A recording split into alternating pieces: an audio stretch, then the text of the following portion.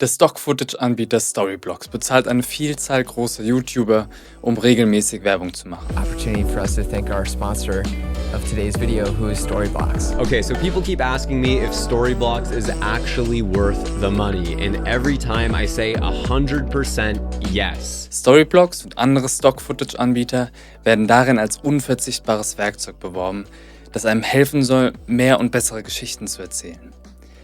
Aber ist das so? Ich bin auf die Marketingkampagne sozusagen reingefallen. 200 € Jahresabo für lizenzfreies Videomaterial und nach 2 Monaten bereue ich den Kauf, weil ich Storyblocks so gut wie überhaupt nicht nutze. Ich möchte hier das Video machen, das ich gerne vor Abschluss des Vertrags gesehen hätte.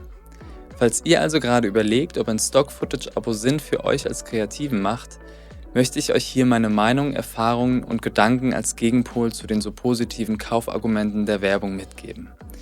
Das heißt nicht, dass Storyblocks oder ein anderer Stock-Footage-Anbieter keinen Sinn für euch machen kann. Wichtig ist nur ehrlich abzuschätzen, ob es einen selbst weiterbringt, ohne sich blenden zu lassen. Also los geht's.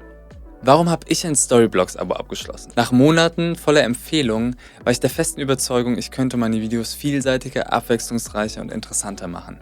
Ein nächster Schritt, der zu mehr Qualität führen sollte.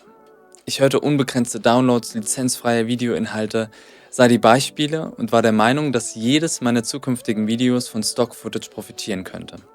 Die Realität war, dass sich meine Videos, in denen ich viel Stock-Footage verwendete, irgendwie fremd anfühlten. Es war ein anderer Look, eine andere Ästhetik.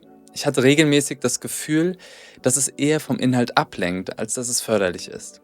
Oft löschte ich das Material also wieder aus meinen Projekten. Ich hatte außerdem das Gefühl, dass fremdes Material meinen kreativen Ausdruck verwässern. Es fühlt sich weniger persönlich, sondern fast schon austauschbar an.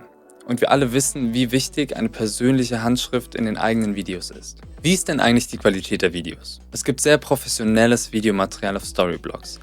Dieses findet sich meist bei populären Suchbegriffen wie zum Beispiel New York City oder Nature. Aber wie häufig brauche ich wirklich Videos aus dieser Kategorie? Ich habe die Erfahrung gemacht, dass man bei spezifischeren Suchanfragen wie zum Beispiel Bookshop logischerweise deutlich weniger Videos in geringerer Qualität findet.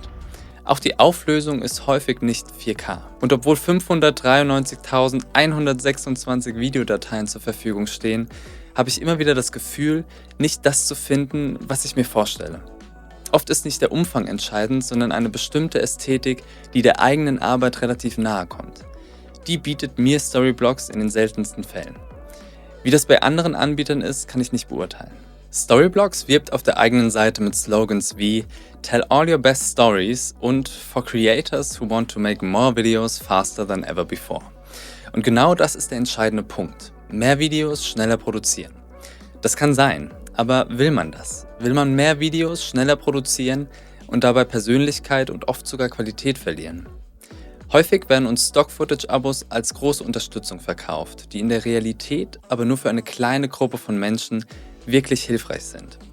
Falls man informative Reisevideos mit lizenzfreiem Videomaterial zusammenschneiden möchte, ohne selbst jemals dagewesen zu sein, könnte ein Storyblocks-Abo der sinnvollste Schritt sein.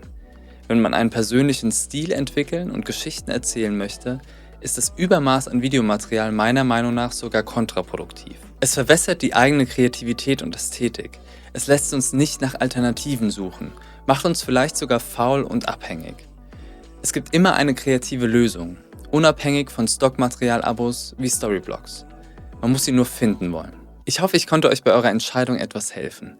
Falls ihr schon Erfahrungen mit Stock-Footage-Abos gemacht habt, schreibt sie gerne in die Kommentare.